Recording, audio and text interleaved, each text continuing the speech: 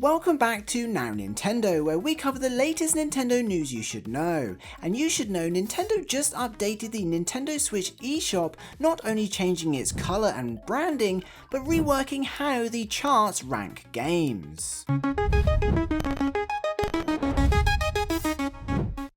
Earlier today, Nintendo released the Nintendo Switch firmware 20.0 update that changed a few obvious things on the surface and a few not so obvious things behind the scenes. The most obvious being the updated Nintendo eShop and Nintendo Switch news icons on the home screens of the Nintendo Switch by essentially swapping the colours and rebranding the entire eShop in a classic Nintendo shade of red, which despite being only a change in colour makes it look much cleaner for some reason.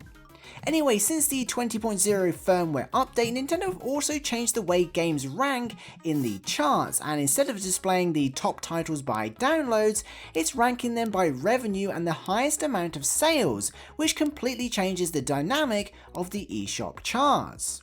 And depending on the type of games you play, this may or may not be a good thing. Previously, games were ranked by the titles with the most downloads for the past 2 weeks, which means many games, much of which were indie games, clones and shovelware that were always on sale, appeared in the top charts. As of today, games are ranked by the titles with the highest sales for the past 3 days. This change automatically increases the odds of seeing more expensive games in the top charts, which can hurt the discoverability of smaller, cheaper indie games, but does mean studios that pump out shovelware and clone other franchises, all with a 95% sale, in order to drive downloads and artificially increase their rank, will find it much more difficult to become a chart-topping game.